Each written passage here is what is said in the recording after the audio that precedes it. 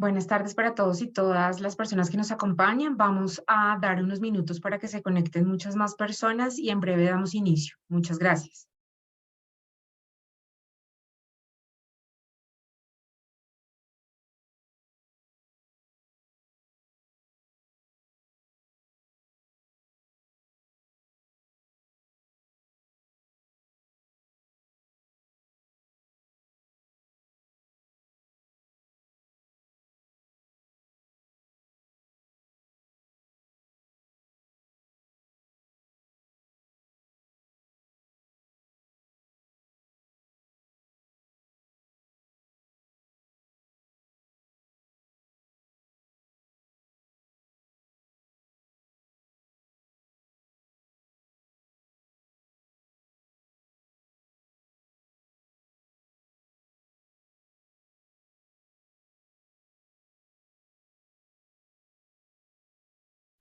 Bueno, buenas tardes para todos y todas nuevamente. Me presento, mi nombre es Jimena López.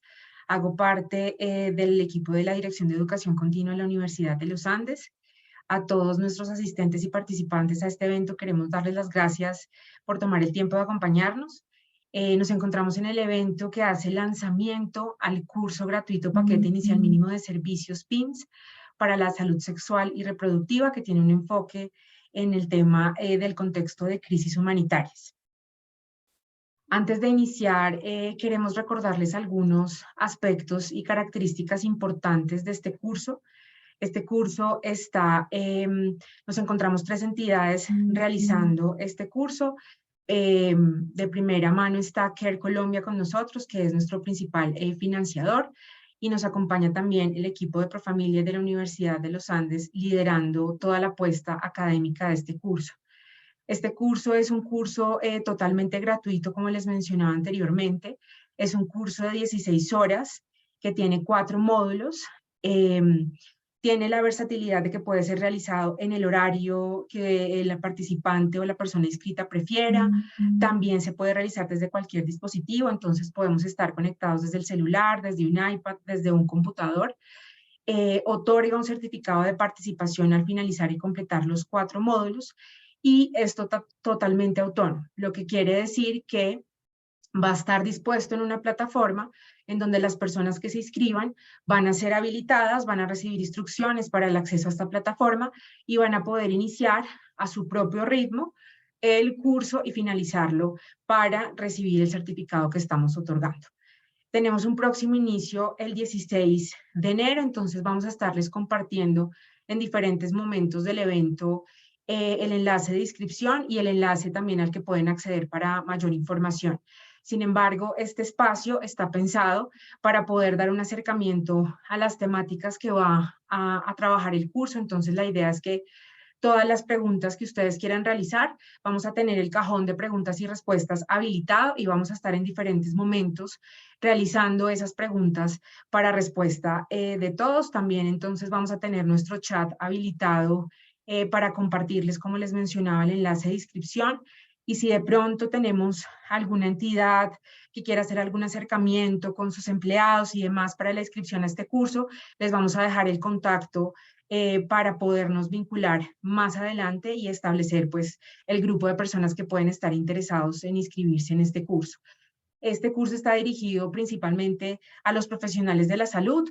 Tenemos un dirigido bastante amplio, entonces también es muy importante que sepan que se pueden vincular y tenemos una cantidad de cupos también muy amplia, entonces muy invitados todos a que puedan formalizar en este espacio su inscripción. Antes de continuar, quisiera darle la palabra a Minerva Márquez, perdón un momento. Ella es responsable del programa de salud sexual y reproductiva en Care Colombia, que como les mencionaba es una de las entidades, la principal entidad en la realización de este curso. Entonces, pues Minerva nos quiere dar un saludo. Adelante Minerva y muchas gracias por acompañarnos en este espacio. Bueno, buenas noches para todos y todas. Como lo dijo Jimena, mi nombre es Minerva Márquez y yo soy la responsable del programa de salud sexual y reproductiva para CARE Colombia. Muchísimas gracias a todos y todas por estar presentes en este valioso espacio que nos permite transmitir y propiciar un intercambio de experiencias y conocimientos sobre la atención en salud, pero también, que es muy importante, sobre la coordinación que promueve el ejercicio de los derechos sexuales y reproductivos en todas las personas sin distingo de sexo, género, religión, nacionalidad, en las diferentes situaciones de crisis humanitarias que vivimos actualmente en este mundo. Este webinar promueve la participación, pero también la formación académica en el marco del curso del MITS, y este instrumento nos va a permitir, por excelencia en salud sexual y reproductiva, brindar una atención de calidad en crisis humanitarias. Este instrumento se ha construido a lo largo de los años basado en la respuesta pragmática por medio del paquete inicial mínimo de servicios en salud, muy conocido como el PIMS en español, el MITS por sus siglas en inglés, que da respuesta a los derechos sexuales y reproductivos de todas las personas y de los sobrevivientes, especialmente de violencias basadas en género. Tiene un claro enfoque de género, pero también un claro enfoque en derechos y un enfoque diferencial, étnico e interseccional, y es un esfuerzo del grupo de trabajo interagencial que trabaja la salud sexual y reproductiva en crisis migratorias. De esta forma, estaremos preparados y preparados para poder asumir nuevos roles en la prestación de los servicios de salud, pero también en el liderazgo en la salud sexual y reproductiva, que permite la identificación de situaciones que pueden propiciar el aumento de las vulnerabilidades, los riesgos y las brechas en salud sexual y reproductiva, pero también promueve el ejercicio del acompañamiento de estos mismos derechos a las poblaciones más vulnerables. En este sentido, estamos inmersos en una nueva propuesta de respuesta en los escenarios de crisis humanitarias, y esto especialmente en la pandemia que vivimos hoy, pero también en las crisis migratorias, en los conflictos, en los desastres naturales y también en las crisis antrópicas. Es importante tener a la mano este paquete mínimo inicial de servicios que le tributa y que acompaña a que todos los seres humanos podamos ejercer nuestros derechos sexuales y reproductivos. Y nos pone también un gran desafío de poder hacer una gestión presente, pero también nos permite proyectar a futuros escenarios de crisis, poder estar preparados ante las emergencias. Es por esto que reiteramos y agradecemos muchísimo su participación en este webinar propiciado conjuntamente por CARE Colombia, por Profamilia y por la Universidad de los Andes, que unidos hemos colocado a disposición nuestros conocimientos, pero también nuestra experiencia y nuestra gestión por crecer y fortalecer el sistema de salud en Colombia y en los diferentes países de Latinoamérica. También pensando que sumando somos más, que tenemos más de 50 años de experiencia conjuntamente en la educación y en la atención en salud para las personas más vulnerables e históricamente excluidas. Por eso, muchas gracias por estar aquí, por acompañarnos y por ser parte de esta valiosa aventura formativa. Muchas gracias. Gracias, Minerva, nuevamente por tu acompañamiento de intervención. Voy a permitirme entonces compartir nuevamente pantalla.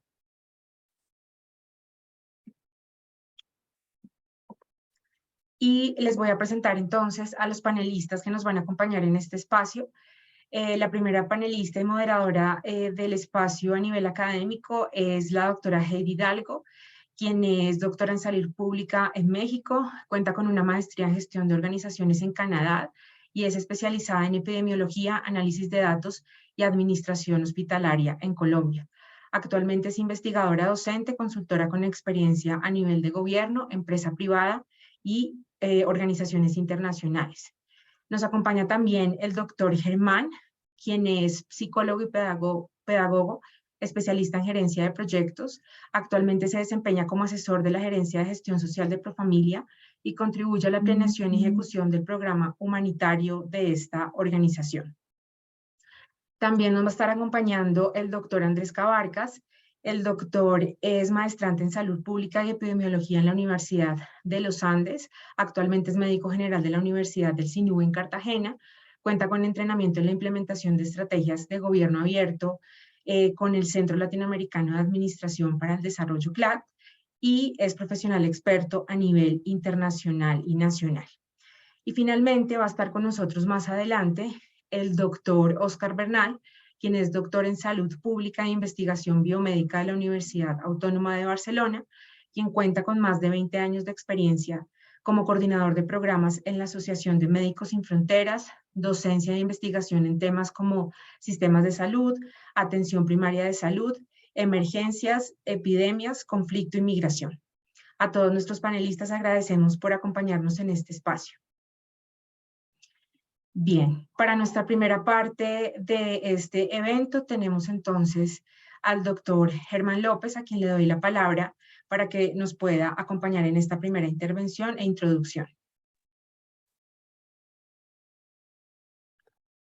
Bueno, buenas tardes a todos y todas. Gracias a quienes nos acompañan como participantes en este evento de esta noche. Quiero también agradecer a Karen, a Minerva, a la Universidad de los Andes, por supuesto a Jimena y a sus respectivos equipos por la invitación para tomar parte en este webinar.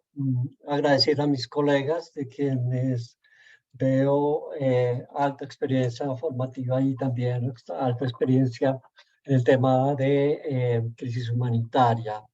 Bueno, quisiera contarles que, pues, que en mi labor en ya 37 años en Profamilia, una buena parte la he dedicado al tema humanitario y, por supuesto, los últimos 5 años al tema de esta crisis humanitaria generada por los flujos migratorios mixtos provenientes de Venezuela. Quisiera decirles que cuando me invitaron a este pequeño espacio eh, para hablar un poco del paquete inicial mínimo de servicios, me puse a pensar en la buena cantidad de actividades que hemos desarrollado en el país, en el tema de creación de capacidad institucional en cuanto a la atención a emergencias. Y creo que la mejor forma de iniciarlo tal vez es queriendo simular un poco un primer ejercicio que hemos hecho en varias ciudades del país y que nos ha puesto en evidencia y nos pone en una paradoja terrible a quienes trabajamos el tema de asistencia humanitaria. Así que te invito, Jimena, y te agradezco la colaboración en pasar las diapositivas, que espero no sean muy cansonas para todos. Habíamos colocado solamente lo estrictamente necesario. Entonces, vamos a empezar y quiero invitarles así muy sencillamente a que por un momento en el espacio donde estén, donde se encuentren, cierren sus ojos y se piensen en esta pregunta de qué tan posible es que yo como persona viva un desastre que genere una crisis humanitaria, ¿no? Separando el evento desastroso, el evento desestabilizante de la crisis humanitaria. ¿Qué tan posible es? ¿Es posible que usted, Pedro, Juan, María, Alfredo, viva un desastre que genere una crisis humanitaria? ¿Qué tipo de desastre podemos vivir? ¿Qué tipo de desastre nos estamos imaginando en Bogotá, en Pereira, Pasto, Popayán, que ya vivió uno grande, Armenia, que también vivió un evento grande desastroso, o fuera del país, en lugares donde se vive tanto este temor como en Los Ángeles, ¿no? California.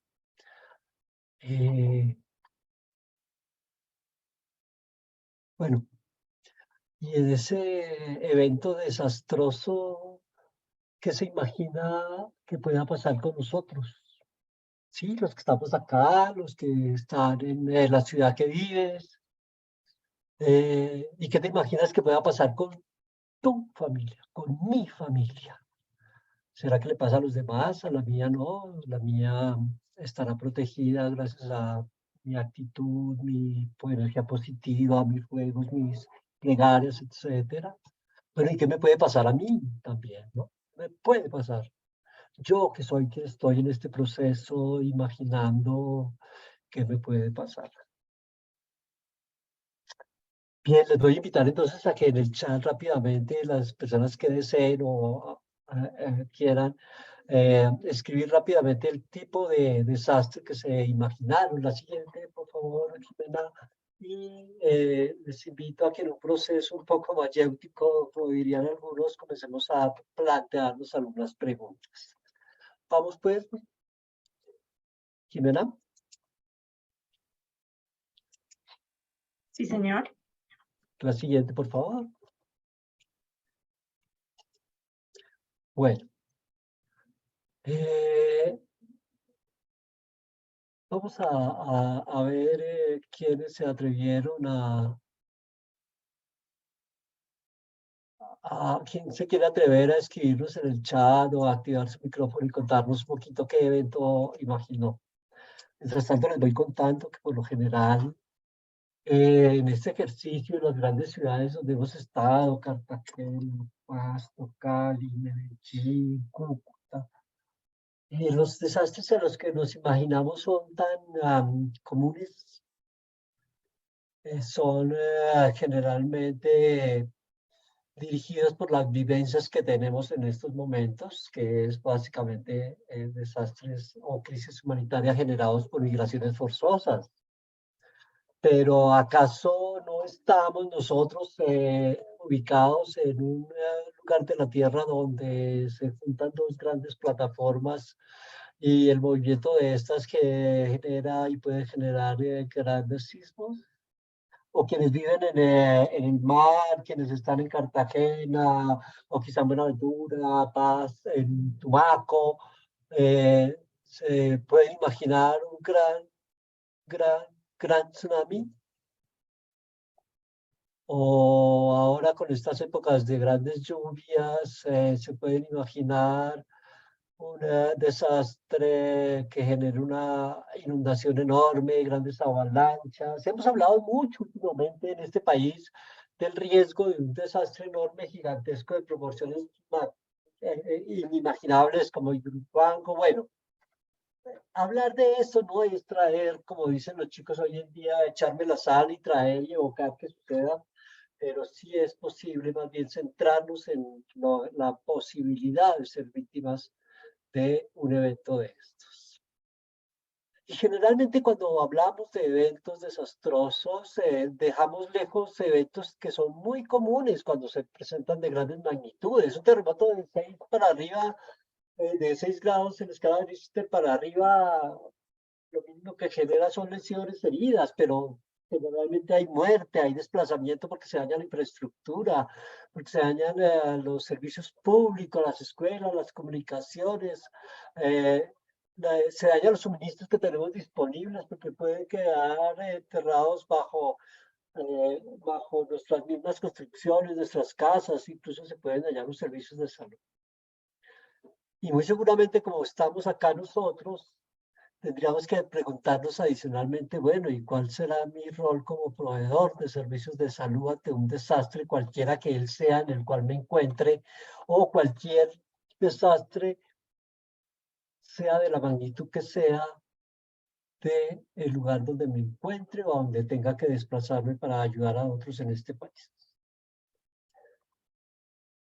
Ser, vivir, ser víctima, ser parte, ser espectador de un evento desastroso que ocasione una crisis humanitaria donde se necesite esa asistencia humanitaria, debe ser un ejercicio de reflexión permanente entre nosotros sin que ello signifique que miramos de manera negativa, de manera temerosa nuestra vida y el futuro que podamos enfrentar.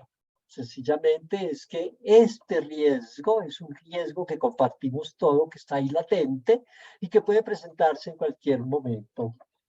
Una de las últimas charlas que he tenido alrededor del tema es, por ejemplo, es el del volcán Machín.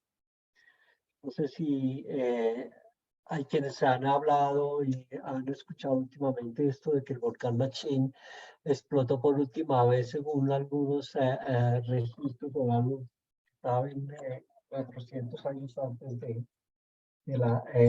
tiempos contemporáneos, y que es un volcán de tipo explosivo, de carácter explosivo, que no avisa cuándo va a producirse un evento, que no tiene fumarolas, etcétera, y que está situado en el centro del país, que podría generar una crisis gigantesca en lugares cercanos como Ibagué, aparte, el Valle, esta zona del Tolima, Valle, Caldas, ¿no? Y nosotros como que lo dejamos que pase de largo y no sirve incluso para una reflexión que debamos vivir respecto a nuestra propia vivencia y participar en ella. La siguiente, por favor. En este proceso de preguntarnos, quisiéramos ir un poco al detalle o invitarles a ir a este detalle y pensar, bueno, si se produjese, si Monserrate fuese en Bogotá un volcán, o si se produjese un tsunami en cualquiera de las ciudades de la costa caribe o de la costa pacífica del país, ¿cuántas personas mayores podrían verse afectadas? Mi papá, mi mamá, mi abuelo, mis familiares mayores. Lo he pensado, lo he visto, me lo he imaginado. ¿Cuántas y cómo podrían ser afectadas las mujeres adultas que tanto nos han servido y ayudado a vivir, pero que este tema por cultura aprendieron a decir Dios nos ampare y no piensen en eso, que eso no va a pasar? ¿O cuántos chicos, chicas, cuánto futuro de personas en el país con los niños, las niñas, los adolescentes, la gente joven se vería afectado? ¿O cuántas y cómo son afectadas las personas que como usted o como yo podemos estarlo viviendo en algún momento?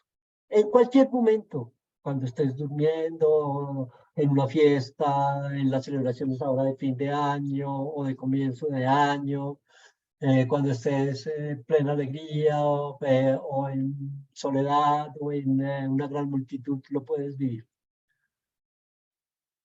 Pero algo que no se me viene a la cabeza es, por ejemplo, cuántas personas de estos grupos vulnerables que casi nunca atraviesan nuestro pensamiento, como los grupos indígenas de nuestro país o de nuestra región latinoamericana, los afrodescendientes, las personas más vulnerables pueden tener que enfrentar con menores herramientas quizá que nosotros un evento de este tipo.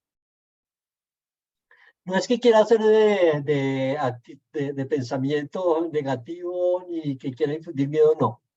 Es una invitación a que pensemos como proveedores de servicios de salud y seguramente la inmensa mayoría que estamos acá, de que eso es posible, de que tenemos un compromiso que no ha sido hecho muy evidente, no ha sido muy expreso, no ha sido puesto en la agenda pública. Tener que responder ante un evento de estos, tener que responder por la salud de la gente que convive con nosotros o que son o con la que compartimos algo como la nacionalidad, el mismo país, el mismo espacio geográfico, etc. Lo siguiente, por favor, y es para invitarles a ir un poco más al detalle. Y un poco más al detalle para centrarnos en la salud sexual y reproductiva. La salud sexual y reproductiva de las personas que no se detienen en los eventos desastrosos, en las crisis humanitarias. Y entonces, ¿por qué no pensar en qué pasaría con las personas gestantes, las mujeres gestantes, las personas trans gestantes, las mujeres trans, los hombres trans gestantes durante un evento de este tipo? ¿Qué ha pasado con quienes tienen que salir corriendo, incluso en la migración de su lugar? ¿Qué hacer con las mujeres en trabajo de parto, en las salas de parto o en parto en su casa? ¿Qué hacer con sus hijos, sus hijas recién nacidos en caso de un desastre? ¿Qué hacer con los niños, niñas y mujeres víctimas de violencia sexual y de género después de un desastre cuando estén compartiendo la misma carpa pequeña o el mismo espacio de la calle y del parque donde tienen que dormir porque no hay infraestructura física para dormir, para vivir? Porque o en el mismo campamento, en el mismo albergue, donde se presenta generalmente ese tipo de acciones luego de un desastre. O qué hacer con las personas que conviven con el VIH y que necesitan tomarse cada día sus medicamentos antirretrovirales para mantener controlado el nivel de virus en su organismo y prevenir la transmisión, por ejemplo. O qué hacer con la sexualidad de las personas, sencillamente. Ese es un tema que difícilmente se nos viene a la cabeza y pensamos que por el hecho de vivir un desastre, como que se anula la violencia de la sexualidad, el erotismo de las personas y con ello parte de su salud sexual que no debiera dejar de ser importante para nosotros. La verdad es que incluso en los desastres tenemos que pensar en qué hacer con las personas con gestaciones no planeadas, no deseadas, porque efectivamente, si en épocas donde hay guerra y conflicto ahorita como en Ucrania, en Rusia nos afecta, o con la pandemia que acabamos de vivir todos, nos ha afectado el suministro de medicamentos, como en el caso de los anticonceptivos, obviamente que el riesgo de gestaciones no planeadas después de un desastre es desproporcionalmente mayor a lo que estamos enfrentando hoy en día. O cómo proteger a las personas con gestaciones no deseadas en curso, cómo trabajar con ellas, cómo atender sus necesidades. Estas reflexiones a las que les invito en este momento, reflexiones serias, reflexiones que hay que tener todos los días, nos llevan a pensar entonces que sí. La siguiente, por favor. Es posible que nosotros seamos víctimas de un evento que perturbe de manera grave el funcionamiento de esta sociedad en la que nos encontramos. Y que seamos víctimas y parte de un evento que implique pérdidas de vidas humanas, pérdidas materiales, pérdidas económicas, medioambientales, que afecte de manera generalizada a todos, incluido gobierno, incluido sociedad civil, incluidas entidades del Estado, los servicios de salud, etcétera, y que principalmente supere la capacidad que tenemos como sociedad para hacer frente a esos daños con nuestros propios recursos. Esa definición de desastre es la que hemos tenido que enfrentar ahora cercanamente con el fenómeno de los grupos, de la migración por grupos migratorios mixtos provenientes de Venezuela, pero igual nuestro país ha venido, y casi todos los países podríamos decir en algún momento de su historia, en alguna parte de su territorio, han tenido que vivir eventos desastrosos grandes que requieren el apoyo internacional, la cooperación internacional, que requiere sencillamente que todo el personal de salud se ponga a disposición de quienes coordinan para prestar servicios, los servicios que ni siquiera nos hemos imaginado en qué condiciones debiéramos prestarlos. Hoy en día incluso se está hablando de, bueno, los desastres, sí, los desastres, esa clasificación tan tradicional que hacemos de eventos antrópicos, eventos naturales, etcétera. Casi que se está diciendo, no, es que definitivamente los eventos desastrosos son todos, tienen que ver con el ser humano, ¿no? Tienen que ver con el ser humano que se ubica en las laderas en las faldas y las laderas de los volcanes, que se ubica en los lados de los ríos, que construye en las playas casi, en los lugares muy pegados al mar, que construye a grandes alturas, etcétera, y que construye carreteras y genera inestabilidad con la deforestación, tanto en las faldas de las montañas como o con grandes proyectos como los hidroeléctricos, o que genera deforestación y extiende las riberas de los ríos y permite y promueve, y no intencionalmente, pero sí sin darse cuenta, grandes inundaciones. Estos desastres a los que nos estamos viendo expuestos hoy también como producto del cambio climático, que es lo que más se nos viene a la cabeza también últimamente, podrán ocurrir en cualquier momento. En cualquier momento de aquí a los próximos años podrán afectarnos a nosotros, a nuestros hijos, a nuestros nietos, a las generaciones que vengan. Y la pregunta vuelve a ser la misma: ¿nos estamos preparando? ¿Nos hemos preparado para eventos de este tipo?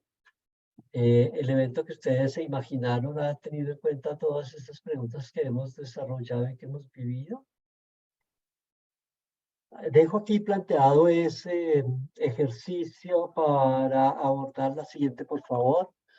El tema importante de, bueno, Somos seres humanos, hacemos parte de un grupo humano que en cualquier evento desastroso y ante una crisis humanitaria, como personas vinculadas con el sector salud, con el sector protección, estamos en la obligación de hacer cumplir y de promover y de trabajar porque todos los afectados por desastres o conflictos armados tengan derecho a recibir protección y asistencia que asegure condiciones básicas para la vida digna, como lo van a ver más tarde. Es decir, que hagamos cumplir el imperativo humanitario, que es que el derecho a vivir con dignidad de esas personas afectadas se mantenga, que el derecho a la protección y la seguridad se realice, que el derecho a recibir asistencia humanitaria inmediata se dé gracias a nuestra acción y a nuestro trabajo. Quisiera invitarles pues a ver que como proveedores de servicios de salud estamos en la obligación de llenarnos de herramientas, de desarrollar habilidades para atender estas necesidades. La siguiente, por favor.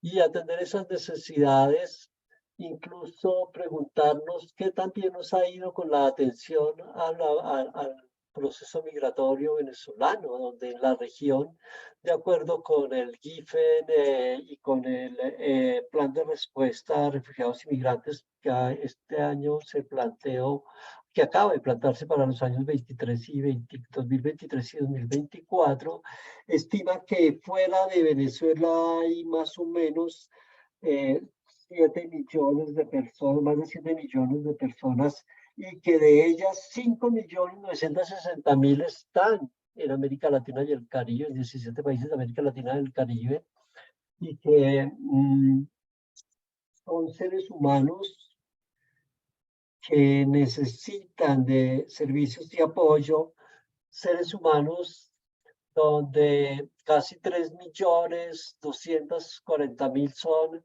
perdón, 2.100.000 personas son hombres adultos o mayores de edad, mejor, 2.200.000 son mujeres mayores de 18 años, pero también donde tenemos 338.000 niños o menores de 18 años y 806.000 niños, infantes, púberes, adolescentes, mujeres, que han venido demandando y necesitando que este imperativo humanitario se cumpla, que puedan ejercer sus derechos y que puedan tener una vida digna y que puedan ejercer el derecho a vivir una vida de calidad, una vida donde por lo menos sus necesidades básicas sean satisfechas.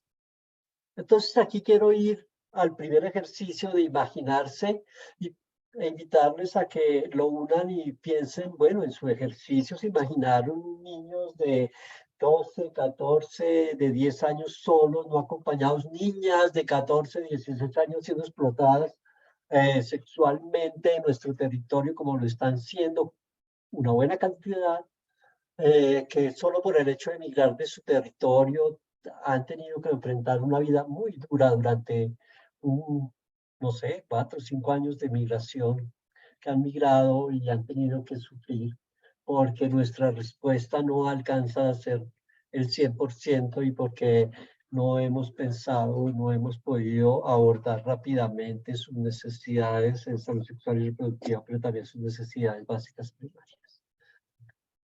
Si tenemos un pequeño grupo de 5.960.000 personas en la región, distribuidas en 17 países, en Colombia apenas llegan a 2.3, 2.4 millones. Ese pequeño grupo, ¿qué pasaría si en una ciudad como Bogotá o en Cali, si tuviésemos que enfrentar un desastre aún mucho mayor que surge espontáneamente, que difícilmente ha podido ser percibido y para lo cual no teníamos preparación y preparación para atenderse las necesidades de salud de estas personas y sencillamente se van a ver expuestos o nos vamos a ver expuestos a una vida aún mucho más dura de la que está viviendo la población migrante venezolana que nos ha acompañado en los últimos años. Mezclemos ese ejercicio con lo que estamos viendo en este momento para plantearnos la necesidad de pensar en que como proveedores de servicios de salud necesitamos entrenarnos, formarnos, capacitarnos para responder a esas necesidades. La siguiente, por favor, porque definitivamente en la región la garantía de los derechos sexuales y de los derechos reproductivos de las personas son una prioridad. El plan de respuesta a refugiados migrantes nos dice que la salud mental y la salud sexual y reproductiva son en este momento prioritarias, aunque se ha atendido con la cooperación internacional, con los gobiernos nacionales que han puesto también su parte. No hemos podido satisfacer las necesidades de este grupo de personas, estos 2.400.000 en Colombia y de estos 5.400.000 en la región, pues imaginemos cómo podría ser el futuro cuando sea un número mayor. Y también imaginarnos que todavía nos quedan unos cuantos años de necesidades de este grupo poblacional de migrantes que nos acompañan en nuestro país y en nuestra región y que todavía necesitan asistencia en cuanto a la salud sexual y reproductiva y a su salud mental, a su protección. La siguiente, por favor. Entonces, mi invitación acá es para que nos pensemos como personas obligadas a contribuir a salvar vidas, a reducir el sufrimiento humano y reducir el impacto sobre la salud de las personas afectadas por las crisis humanitarias, cualquiera sea el desastre que lo genere. Cualquiera sea el evento desestabilizante, la siguiente, por favor, que genere esta crisis. ¿Por qué? Porque como personas vinculadas con el sector protección o con el sector salud, debemos responder a las necesidades de servicios de salud y en especial de salud sexual y reproductiva que esas personas tengan. Y trabajar con énfasis en los más vulnerables, en los niños, las niñas, los adolescentes y las personas mayores. La siguiente, por favor. Y esa garantía de derechos y del ejercicio de esos derechos, tenemos que aprovechar que otros países han vivido en las últimas décadas, han vivido eventos desastrosos, gigantescos, grandes, y que muchas organizaciones del mundo y personas interesadas en el tema han desarrollado herramientas que, como el paquete inicial mínimo de servicios, nos permiten satisfacer esas necesidades. ¿Por qué? Porque ante un evento desastroso que tengamos que enfrentar como seres humanos, tendremos que preguntarnos como profesionales que atendemos y trabajamos en la salud si seguimos haciendo lo mismo que hacemos todos los días en nuestro quehacer, en el consultorio, en la clínica, en la comunidad, si seguimos haciendo lo mismo para atender esas necesidades durante una crisis humanitaria, o tenemos que pensar en actuar de manera diferente para que nuestro accionar sea efectivo, sea eficaz, sea duradero y de verdad satisfaga las necesidades de las personas.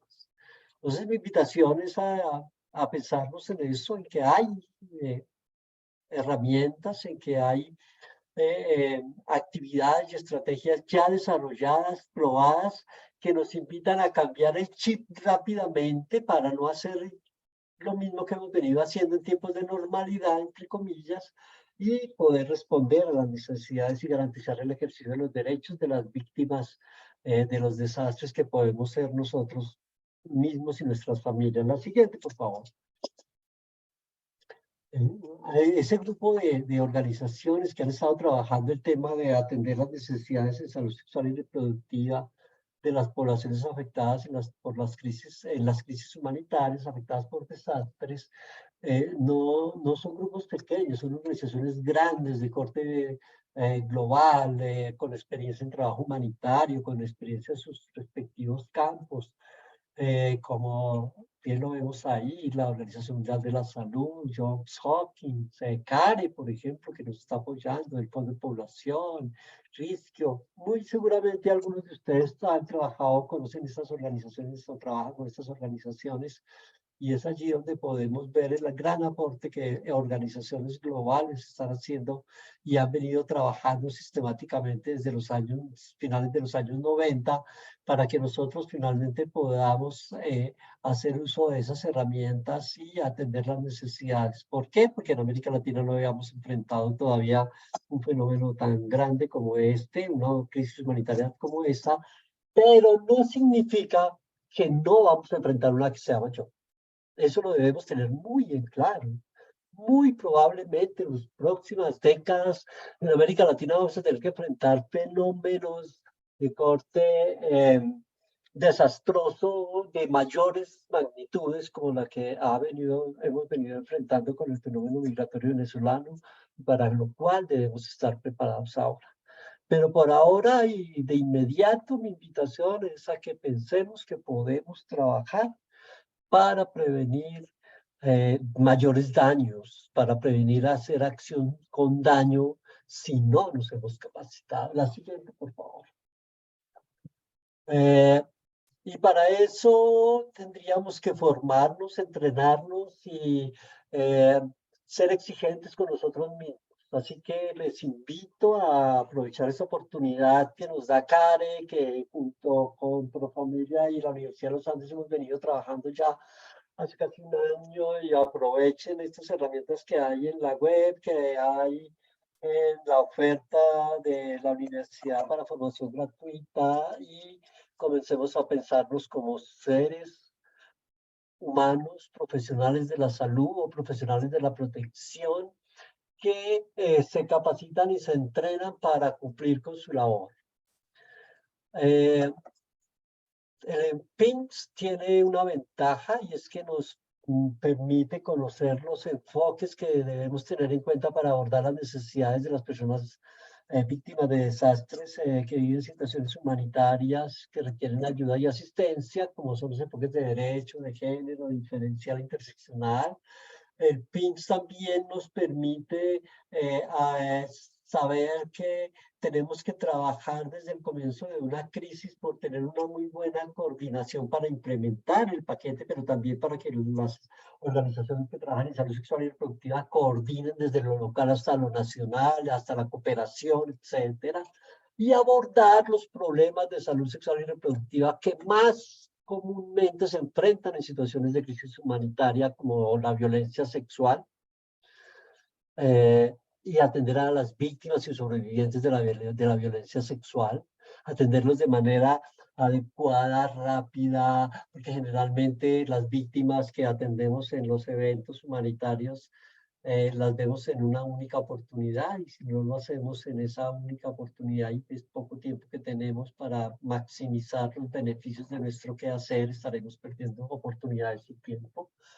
Para prevenir la transmisión y reducción de la morbimortalidad por el VIH y otras enfermedades, infecciones de transmisión sexual que también se incrementan y se pueden ver incrementadas durante un evento desastroso.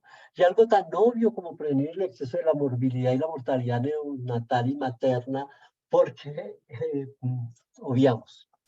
La verdad es que los ejercicios que hemos hecho fuera nos permiten ver que obviamos cuando hacemos estos ejercicios de imaginaría y de trabajo, de proyección, de inmiscuirnos en eventos y en circunstancias como estas de desastre. Como seres humanos obviamos que en el momento de un desastre hay personas gestantes, hay personas en parto, que hay niños recién nacidos, que hay mujeres que no pueden acceder a los servicios de salud inmediatamente y que puede pasar todo su proceso gestacional sin un control prenatal porque no lo tienen, o que pueden tener que requerir asistir al parto en casa, etcétera, porque obviamos eso, tan elemental como es, ¿no? O el hecho de prevenir los embarazos no deseados y de prestar servicios de salud reproductiva lo más integrales, completos, como también atender las necesidades de quienes enfrentan embarazos no deseados antes, durante o después de ese evento desastroso. El paquete inicial mínimo de servicios tiene actividades para cada uno de esos objetivos, tiene indicadores, tiene información que nos permite actuar rápidamente. Tiene kits, tiene paquetes de instrumento, de instrumental, paquetes de dispositivos médicos, paquetes de medicamentos que se hacen necesarios y que tienen un efecto inmediato para atender las necesidades de salud y para atender la enfermedad, de manera tal que no podemos dejar de obviarlo, porque si continuamos haciendo lo que hemos hecho siempre en tiempos de normalidad, antes que apoyar a las personas víctimas, estaremos convirtiéndonos en obstáculos en estas ruedas que necesitan girar rápidamente. Así que, bueno, mi invitación a que aprovechen este curso, esta oportunidad que nos da la universidad, que nos da Cari Pro Familia para comenzar a trabajar y entrenarnos, porque no nos vamos a librar de un evento desastroso si como logramos cumplir este deseo de vivir por bastantes años, ¿no? La siguiente, por favor. En un desastre humanitario, quisiera dejarles este pensamiento: somos los primeros respondientes.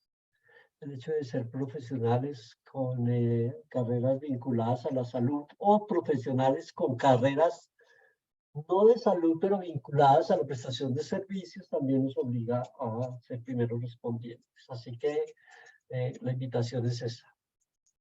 Piénsense en primeros respondientes en desastres humanitarios y pensémonos sobre todo en posibles víctimas de un desastre humanitario, de un evento desastroso que nos puede ocurrir en cualquier momento de nuestra vida, a nosotros, a nuestras familias y a nuestras sociedades. Muchas gracias, dejo por aquí para después aprovechar si hay preguntas, inquietudes, comentarios. Gracias. Bueno, muchas gracias, Germán, por la excelente intervención en abordar estos aspectos que hacen que puedan tomar nuestros participantes la iniciativa de ser parte de esta iniciativa y de tomar un curso como el de paquete inicial mínimo de servicios para la salud sexual y reproductiva en situación de crisis humanitaria. Realmente muchas gracias. Sabemos que nuestros participantes en este momento reflexionan sobre cómo en algún momento pueden ser observadores o realmente pueden entrar a ser parte de ese apoyo en las crisis humanitarias, y realmente esto que nos hace de introducción a los diferentes escenarios, ya sea como observadores, como bien lo dije, o como ya ser parte del equipo para ser primeros respondientes ante situaciones de estas, que lo cual no estamos exentos. Entonces, muchas gracias. También pues invitarlos en este momento a continuar en este webinar, y le damos la palabra al doctor Oscar Bernal, quien nos va a introducir sobre la parte de ética humanitaria y crisis. Muchas gracias, Heidi. ¿Me escuchan bien? Perfecto, doctor, gracias. Muy bien. Lo primero, quisiera mencionar que en lo que es acción humanitaria, pues he tenido la oportunidad de trabajar durante 17 años con la Organización Médicos Sin Fronteras en diferentes países, incluido Angola, Liberia, Sudán, Camboya, también países en Latinoamérica, en temas como conflicto armado, epidemias y manejo de desastres naturales. Y esta, digamos, experiencia me ha planteado una serie de retos que hay en la acción humanitaria. Es un poco lo que les quiero compartir. La siguiente. Hay dos elementos claves cuando hablamos de ética de la acción humanitaria, que ya Germán nos comentaba un poco, y es que no todo accionar le sirve a las personas. O sea, Uno puede tener muy buena voluntad, pero ese accionar tiene que ser adecuado, tiene que ser de buena calidad, ¿sí? Y debe evitar hacer daño. Hay un elemento de protección, tanto de protección a las personas con respecto a la naturaleza, pero con respecto a conflicto, y también un elemento de evitar que nuestro propio accionar haga daño. Siguiente. Para esto hay que precisar también cuál es el objetivo de la acción humanitaria, ¿sí? Y en ese sentido se plantean un elemento que es salvar vidas, y este es un elemento clave que además requiere una capacidad técnica, una experiencia para hacerlo. Por ejemplo, en el rescate, en el caso de un terremoto o de inundaciones. Pero hay un segundo elemento que es clave también, y es aliviar el sufrimiento. Y hay un tercero que yo diría es el más importante de los tres, y es mantener la dignidad humana. Comprender que estas personas han sobrevivido a una situación de desastre natural o debido a un conflicto armado, y en esa medida son personas que, a la cual no hay que revictimizar, sino al contrario, hay que trabajar con ellos, hay que entender sus necesidades, hay que dialogar, ¿sí? Y hay que respetar. En ese sentido, el concepto de víctima pone un poco a la persona en la situación de alguien que espera que la ayuden. El concepto de sobreviviente considero es más adecuado, porque ellos ya han vivido una situación, ya han sobrevivido a esas situaciones, y están en capacidad de ser parte de la solución. La siguiente. Hay unos principios que se plantean de la acción humanitaria que tienen un elemento ético en cada uno de ellos, y uno es la humanidad, ¿sí?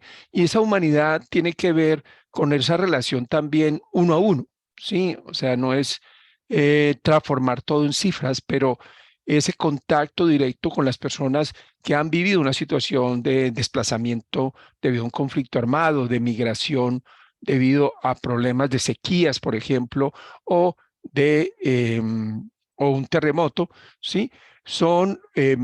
Es clave como principio en establecer esa empatía, ese contacto con las personas. Y unos elementos muy importantes, sobre todo cuando nos enfrentamos a situaciones de conflicto armado, es la imparcialidad. Lo ideal es no tomar partido, ¿sí? Y que la acción humanitaria preste atención dependiendo de las necesidades, y no dependiendo de quién está del lado del bien o quién está del lado del mal, porque ese tipo de cosas hay que evitarlas cuando hablamos de acción humanitaria. Sin embargo, esto que suena obvio no es tan fácil en muchas situaciones. En muchas situaciones, en la medida en que hay una gran polarización, ya sea los gobiernos o los grupos de oposición, o en países donde lo que hay es múltiples grupos armados y no hay gobierno, pues cada uno de estos grupos armados exige que estas organizaciones de acción humanitaria, de ayuda humanitaria, los ayuden a ellos solo, porque no deben ayudar al enemigo, ¿sí? Y en países donde hay un gobierno y una oposición, igualmente el gobierno lo que solicita es que la ayuda sea para ellos y a través de ellos, y no para los grupos que consideran que están atacando al gobierno, ¿sí? Entonces, en esa situación de polarización no es fácil. En Colombia, trabajando con Médicos Sin Fronteras, lo vivíamos. Cuando íbamos por los ríos, por el río Baudó, el río San Juan, en el Chocó, pues cada grupo nos retenía, pues paraba las lanchas en las que íbamos como Médicos Sin Fronteras, y exigían que pues la ayuda fuera para ellos y no para los otros. Entonces, ese tipo de presiones son muy frecuentes y no es necesariamente fácil de solucionar. Igualmente, lo ideal es mantener una independencia, ¿sí? De nuevo, aquí es complejo, porque si una organización internacional depende del financiamiento de uno o varios gobiernos, ¿sí? por ejemplo, de la Unión Europea, pues la Unión Europea va a financiar proyectos o acciones en zonas donde estén interesados, ¿sí? O si está financiado por la cooperación americana o canadiense, pues también va a haber esa presión, digamos, financiera de decir, a nosotros nos interesa que ustedes trabajen o apoyen estas poblaciones y no estas otras. Entonces, esa independencia para las organizaciones humanitarias no es fácil lograrla, ¿sí? Y hay muchas presiones para que no sea tan independiente como se plantea en los principios. Siguiente. Hay un elemento clave en todo esto de la acción humanitaria, es la protección. Y una de las protecciones importantes es a la misión médica. En esto incluye al personal de salud, a las instalaciones, al transporte, al equipamiento, a los materiales, a los medicamentos, ¿sí? Y aquí Colombia pues, ha sufrido muchos ataques directos a la acción médica, y no solo Colombia, ¿sí? Afganistán, Yemen, han habido bombardeos directos a hospitales, ya no por error, no por equivocación, sino con un objetivo de eliminar a unos combatientes que están siendo atendidos en un hospital. Entonces, pues todo lo demás se consideran daños colaterales. O sea, si hay que destruir un hospital para matar a un líder de un grupo armado que es de mi bando contrario, pues se hace. Entonces, esto realmente, aquí hemos venido perdiendo terreno.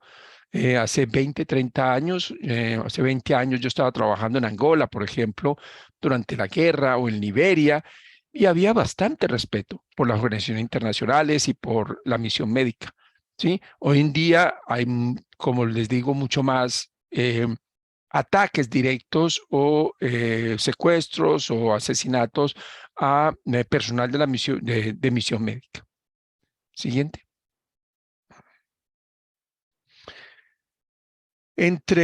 Hay 4 elementos que se plantea una iniciativa que se realiza entre diferentes organizaciones que buscan un acuerdo sobre unos estándares mínimos de acción humanitaria, ¿sí?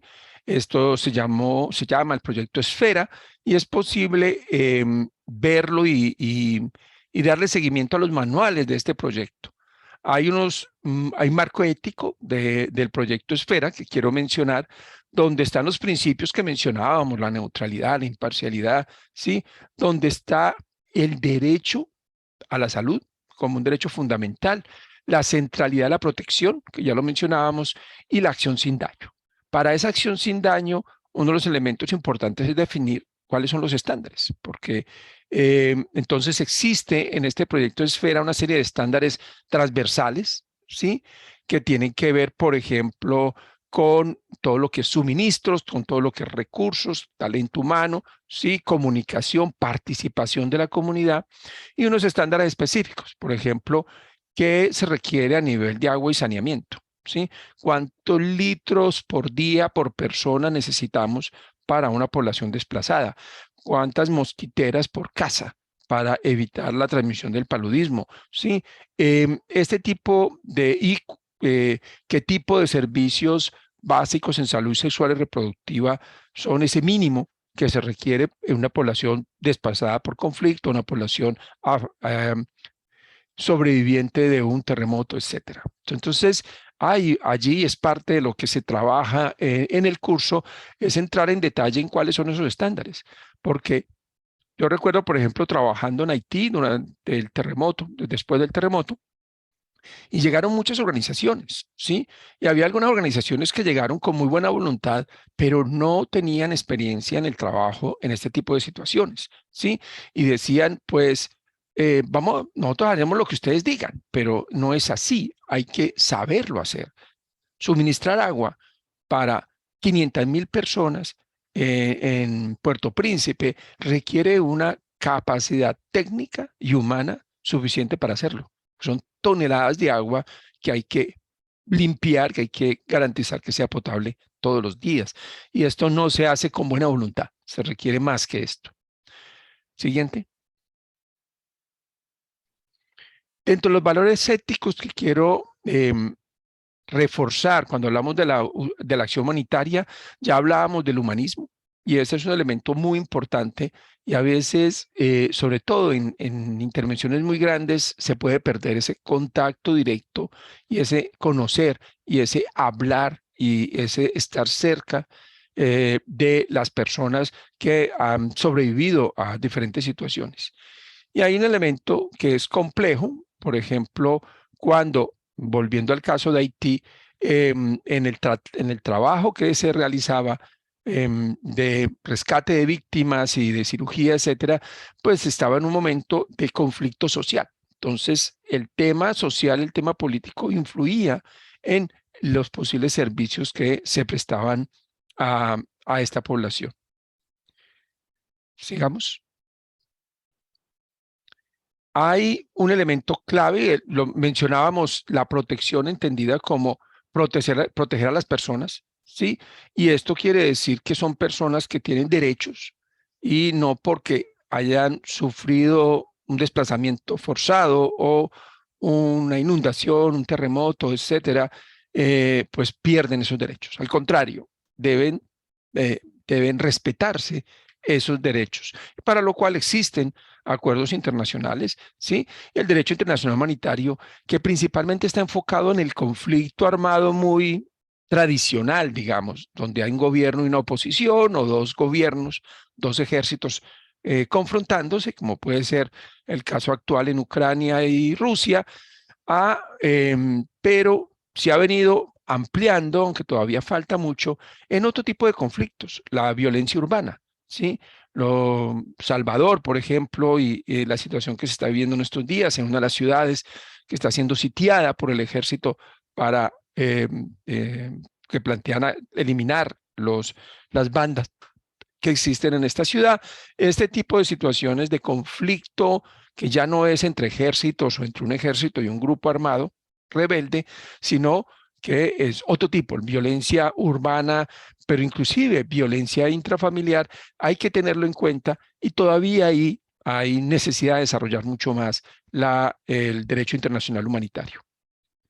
Y existe toda una jurisdicción con respecto a los refugiados. Sin embargo, con respecto a los migrantes, la cosa es mucho menos clara, ¿sí? Y por eso muchas veces los países no reconocen las personas que llegan de otro país como refugiados, porque esto lo pone en unas reglas de juego mucho más claras y unos compromisos, unas obligaciones de los países con respecto a los refugiados. En el caso de los migrantes, la cosa es mucho menos clara y establecida, y esto hace que los países, digamos, asuman más la actitud de, pues yo ayudo un poquito en lo que pueda, pero yo no tengo ningún compromiso. Sí, con los refugiados sí hay unos compromisos internacionales. Siguiente. El otro elemento que es muy importante es evitar hacer daño, pero no solo evitar hacer daño, sino garantizar la seguridad y la dignidad. Esto tiene que ver, por ejemplo, con la manera en que se organizan los espacios de refugio, ¿sí? En situaciones que he podido ver en Sudán, por ejemplo, de desplazamientos masivos de población y de viviendo esta población en campos de desplazados en unas condiciones infrahumanas, la verdad. Pues, también en pleno desierto, ¿sí? En pequeñas tiendas, viviendo 6, 7, 8 personas dentro de una pequeña tienda, carpa, y fuera de esto, con muy pocos servicios de agua, de posibilidad de acceder al agua o simplemente para hacer sus necesidades. Entonces, este es el nivel que a veces que es inadmisible, pero que también responde a un contexto político. En este caso, el gobierno no permitía construir, por ejemplo, letrinas, porque las letrinas daban la idea de que esos desplazados iban a quedar, y el gobierno tenía toda la intención de que se devolvieran al sur de Sudán. Entonces, hay este tipo de presiones políticas y de decisiones de los gobiernos que dificultan esta acción y esta protección. Lo otro es el tema de seguridad, y esto se ha vivido en muchos campos, por ejemplo, Rohingya, Myanmar o Bangladesh, o las situaciones de muchos de los refugiados en Europa, ¿sí? En el cual los lugares donde llegan, ¿sí? O el tránsito, por ejemplo, a través del mar, son una trampa mortal para muchos de ellos. Entonces, ahí hay necesidad de una acción decidida, digamos, de parte de las acciones humanitarias. El otro elemento es la dignidad, y cuando hablamos de dignidad es comenzar por escuchar las personas y por escuchar sus necesidades. A veces nosotros nos imaginamos que necesitan unas cosas y las personas pueden necesitar unas cosas muy distintas, ¿sí?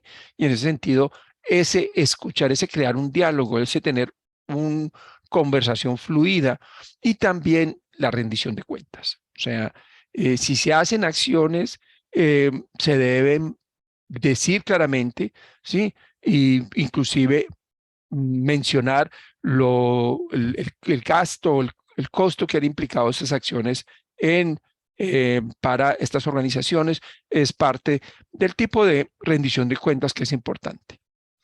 Y por último, lograr la participación en el empoderamiento de las personas que han sido sobrevivientes de estas situaciones. Entonces ahí no es solamente preguntarles, pero involucrarlos en la toma de decisiones, que eso les da un empoderamiento importante. Siguiente. Hay unos elementos, cuando hablamos de la protección, claves. Entre ellas está la protección de la niñez y la adolescencia, que ya lo mencionaba Germán, ¿sí? Y también evitar situaciones de negligencia, de explotación, porque la población que es sobreviviente está en una situación muy vulnerable. Y en ese sentido, puede ocurrir que otras personas o inclusive miembros de las organizaciones humanitarias se aprovechen de esa situación. Entonces, las organizaciones internacionales tienen que estar muy atentas, y las nacionales también, a evitar cualquier abuso, cualquier negligencia, cualquier explotación de estas situaciones. Siguiente. En esto que también hace parte del proyecto Esfera, hay un elemento clave, y es que en el centro deben estar las personas y las comunidades. Luego, pues están los principios que ya hemos mencionado, y posterior a esto está el hacer bien, o sea, el contar con acciones que sean eficaces, que cubran a toda la población y no solo una parte, ¿sí? Que haya una buena coordinación de la acción humanitaria y que no todos estén haciendo lo mismo, sino que se cubran todas las necesidades a partir de una muy buena coordinación entre los diferentes actores. Siguiente. Un elemento importante, de nuevo, es el concepto de autonomía, ¿sí? En este caso ya comenzamos a hablar del personal médico. Y dentro del tema ético, ¿sí? El personal médico debe tener esa autonomía para o prescribir o realizar los procedimientos que más requieran sus pacientes, ¿sí?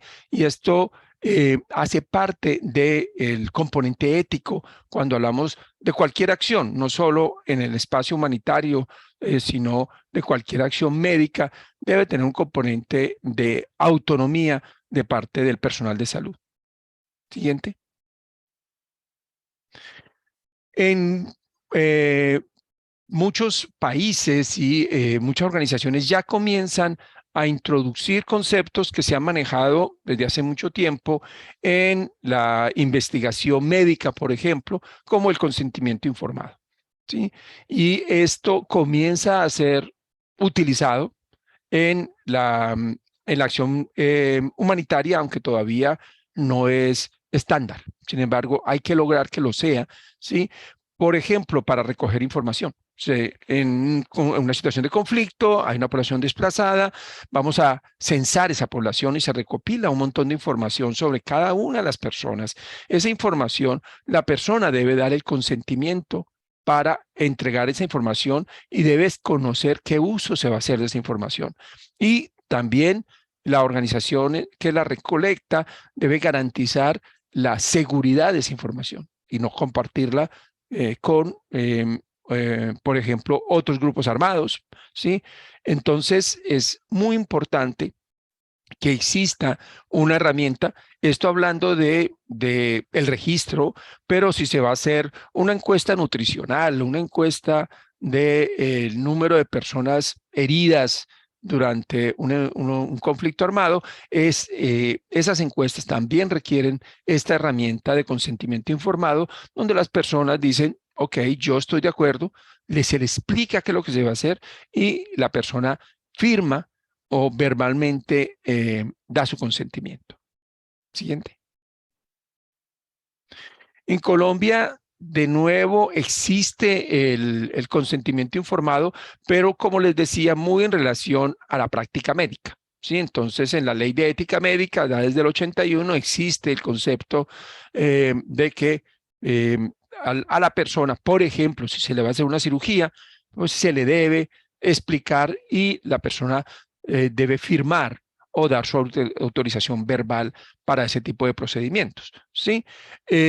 Y no se debería hacer ningún procedimiento sin haberlo explicado suficientemente y sin que la persona diga, yo estoy de acuerdo. Esto inclusive se comenzó a utilizar en algunos exámenes de laboratorio, bueno, muy en el tema de VIH, ¿sí?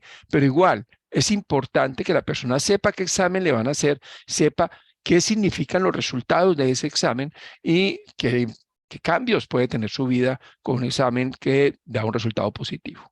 Siguiente. Sin embargo, pues, los consentimientos informados también tienen sus excepciones, ¿sí? Si una persona llega inconsciente a un centro de urgencias y no hay nadie al quien se le puede pedir el consentimiento, de todas maneras se le hace lo que haya necesidad de hacer, ¿sí? En este caso no aplica el consentimiento informado en algunas situaciones en las cuales hay peligro de la vida de otras personas, entonces el secreto profesional puede cambiar y no necesariamente se requiere un consentimiento informado. Pero por fuera de estas excepciones, la idea es que sea un estándar, parte de lo que a nivel de la acción humanitaria siempre se haga. Siguiente.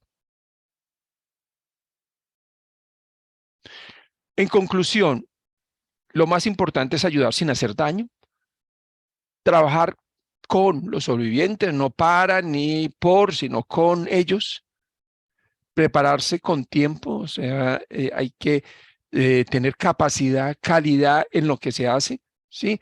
Evitar el riesgo, mitigar el daño, eso incluido el daño que una organización humanitaria puede generar en la población, promover la resiliencia e involucrar y la participación, el empoderamiento de las comunidades, respeto de los derechos humanos y es muy importante la evaluación de resultados y la rendición de cuentas. Muchas gracias.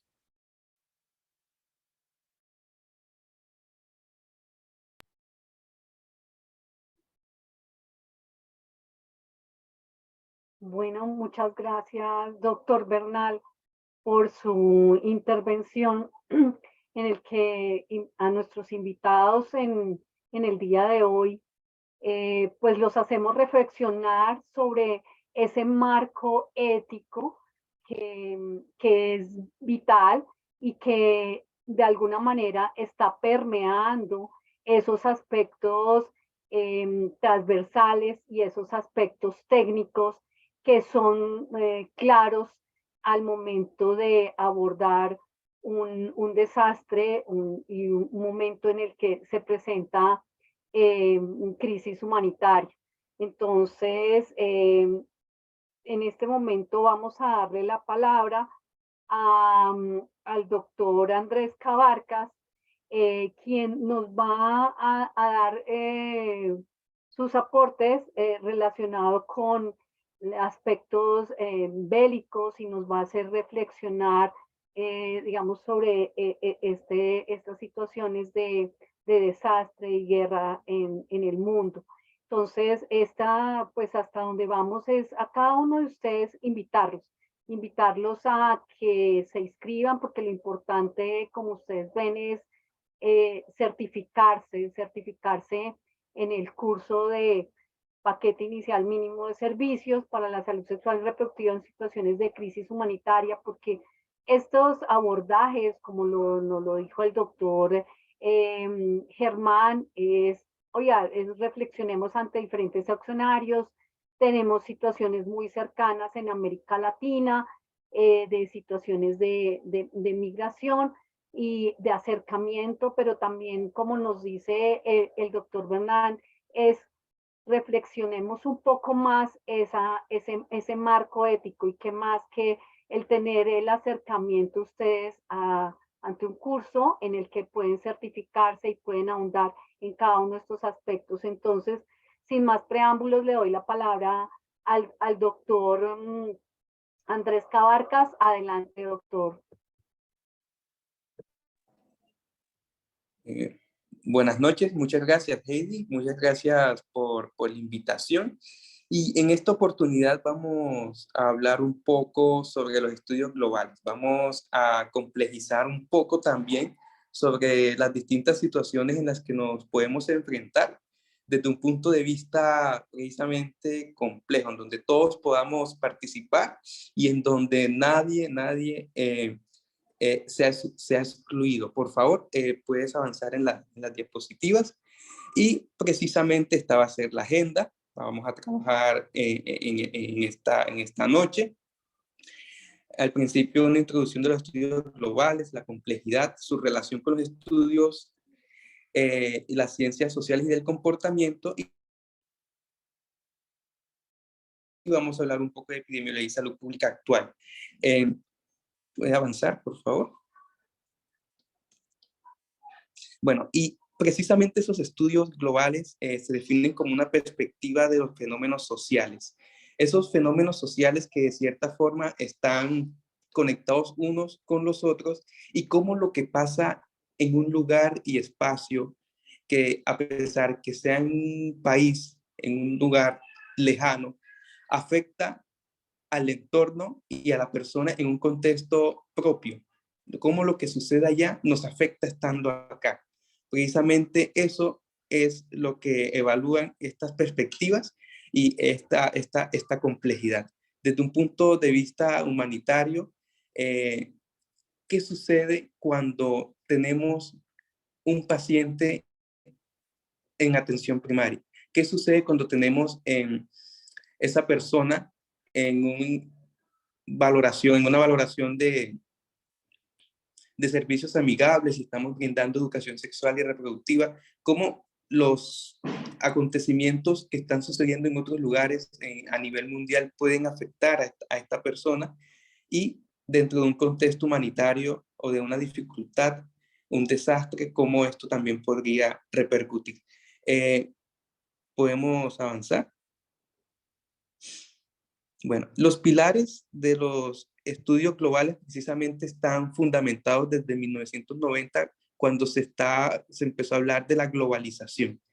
Y estos pilares son la transdisciplinariedad, el análisis del espacio y del tiempo, y sobre todo el pensamiento crítico, que resalta actualmente con el estudio de las desigualdades y los fenómenos de explotación, mercantilización, violencia y alienación.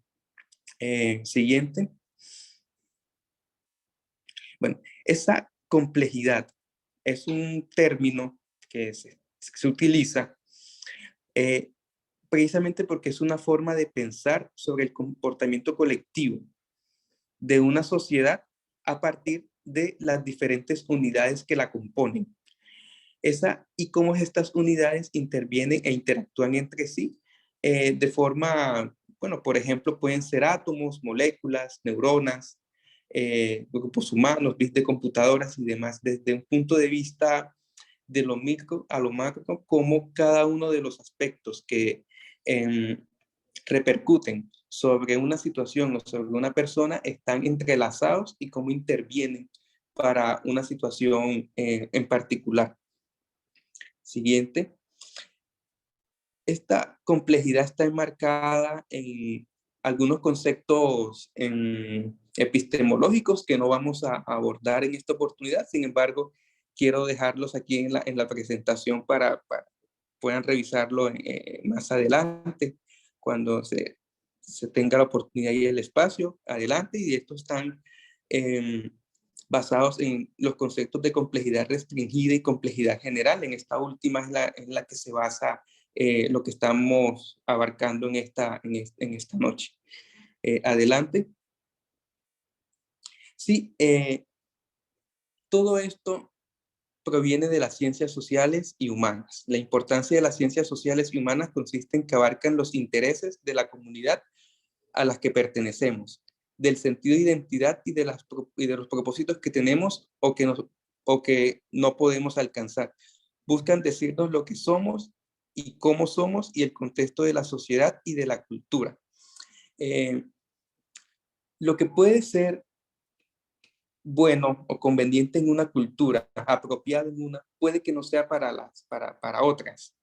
El abarcar ciertos términos, ciertos temas para ciertas personas en una oportunidad específica puede ser distinto el abarcarlo para otras. En términos de desastre y salud sexual y reproductiva, para muchas culturas es un tema tabú, un tema que se debe abarcar, llegar de diferentes maneras, contextualizando el caso y la situación en particular, debido a que también se generan diversos sesgos cognitivos en su forma de abarcar. Estos sesgos cognitivos son un efecto psicológico que distorsiona las perspectivas de la realidad y están muy mediados por el componente cultural.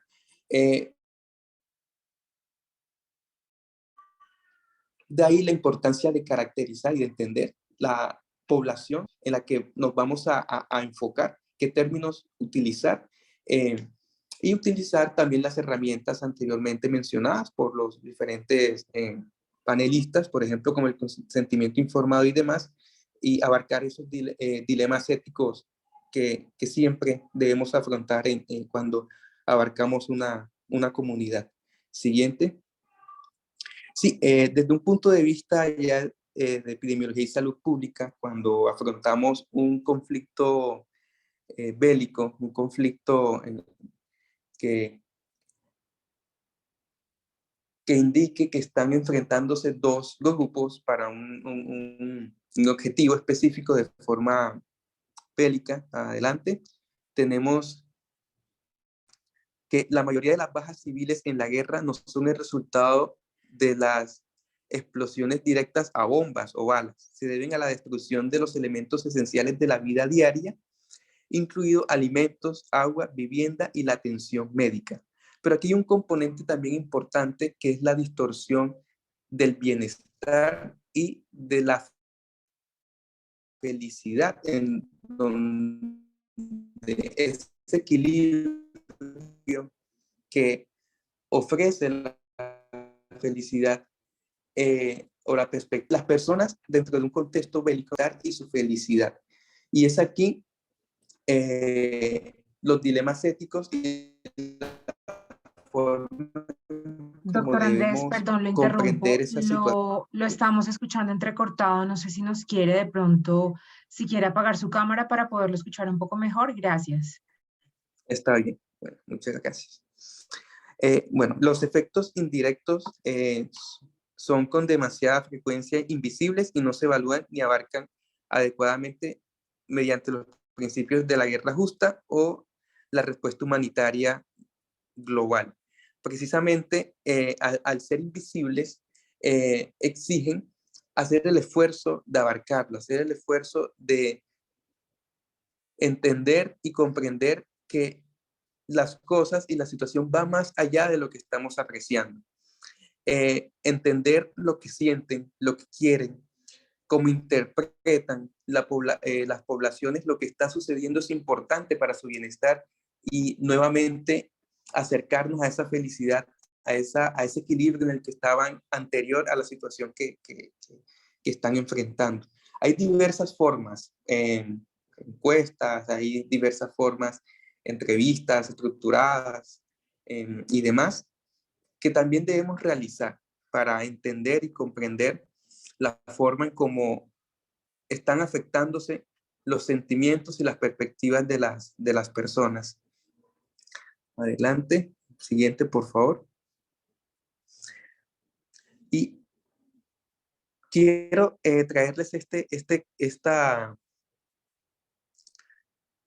frase, doctor Paul, que tarde o temprano la ruptura de los lazos que definen la paz colectiva, más aún que aseguran la justicia social, encontrarán una expresión trágica en la clínica, en la sala o en la morgue. Esa expresión trágica, precisamente, es esa ruptura de la felicidad y el bienestar, que previamente estaban instaurados, que tenían las personas previos al suceso que se está afrontando. Y el esfuerzo de nuestra intervención es intentar llegar a ese equilibrio, a esa forma en cómo comprendían la vida previo a la situación. Esa expresión debe ser intervenida por nosotros de una forma lo más humana posible. Adelante. Sí, precisamente, y esas consecuencias de un conflicto, el Banco Mundial nos indica que gran parte de la población está actualmente afectada por estos. Las personas buscan refugio del conflicto activo para escapar del peligro directo de la guerra, la inseguridad alimenticia y la pérdida de medios de subsistencia. Los países afectados por conflictos tienen menor probabilidad de alcanzar los objetivos de desarrollo sostenible. Esas consecuencias son en términos de violencia, desplazamiento forzado, daño a la infraestructura y la interrupción de los servicios de salud. Adelante. Sí, entre otras consecuencias están los traumatismos y lesiones como consecuencias directas, y dentro de las indirectas tenemos en el punto 4 la salud sexual y reproductiva y materna. Precisamente, ¿qué sucede con los individuos con diagnóstico de VIH, embarazadas, lactantes y demás? Abarcar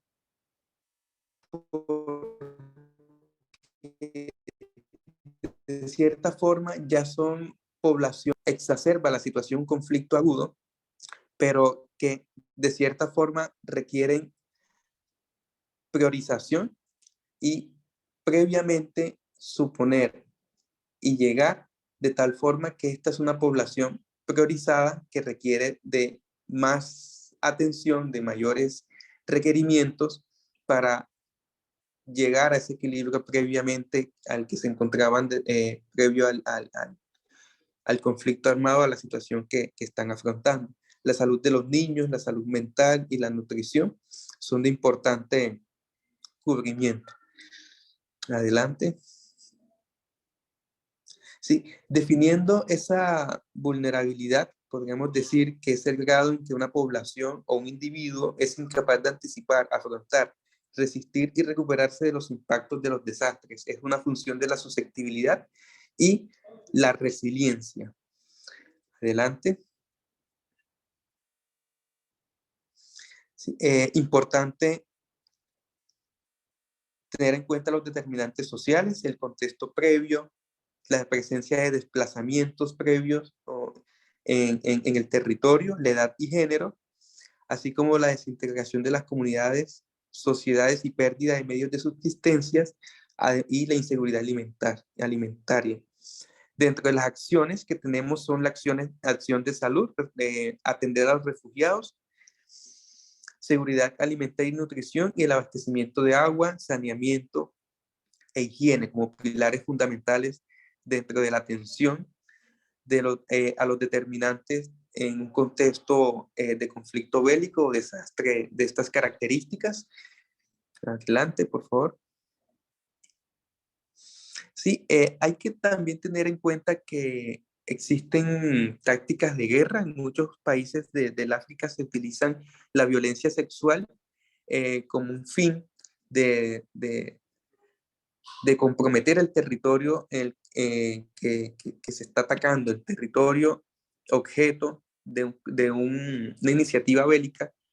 Puede tener actividades, tácticas de guerra que tengan en cuenta la violencia sexual para intimidar, humillar, embarazar a las mujeres y la población, Otras técnicas son los niños soldados, compromiso de atentados hacia los sistemas de alimentación y ataques a la sanidad.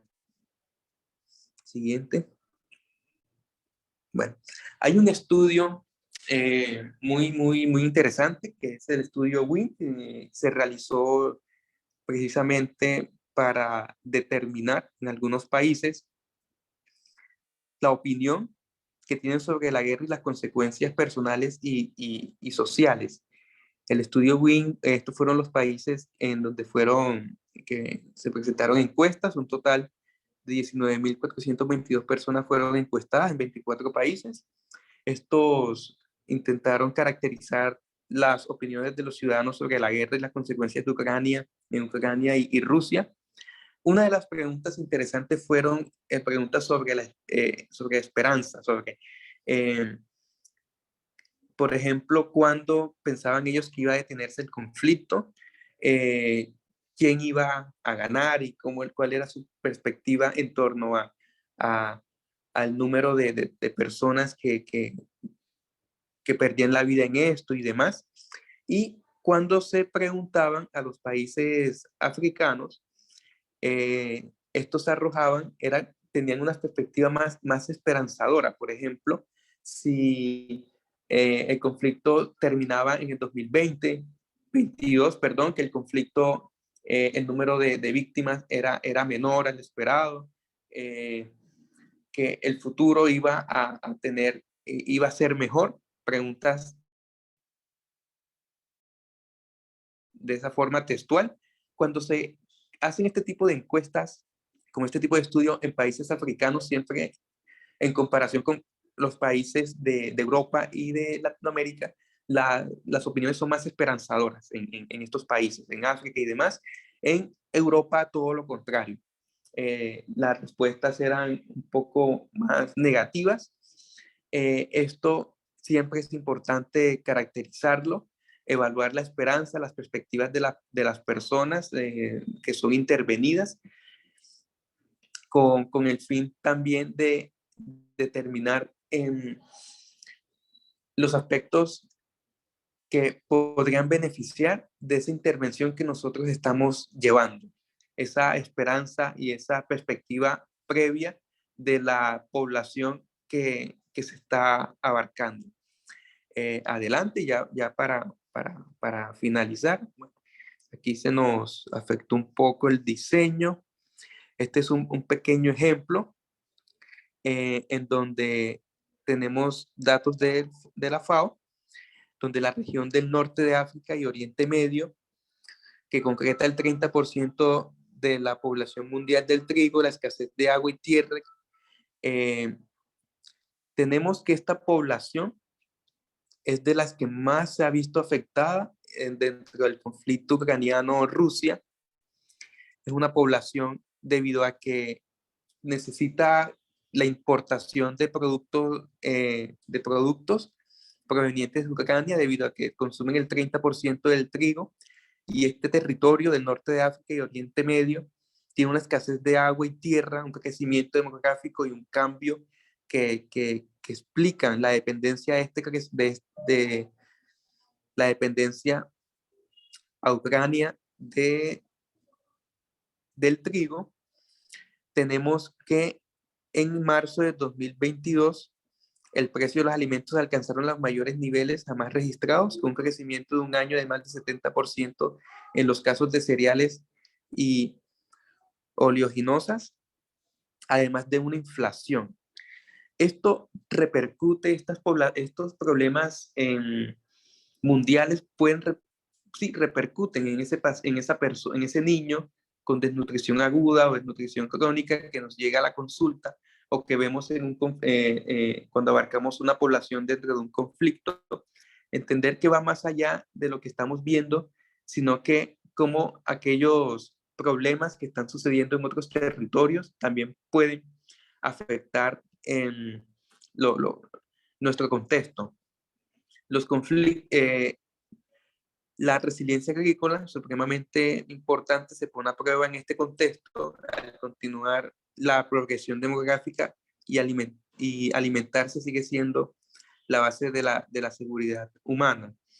Lo que es el conflicto ruso, los cambios climáticos y la pandemia COVID-19 han sido un cóctel de situaciones que de cierta forma complejizan la atención humanitaria, la atención médica, y que vale la pena revisar, apreciar y tener en cuenta que estando en cualquier rincón del planeta, estos de cierta forma nos están afectando y repercuten sobre esa población y esa persona que estamos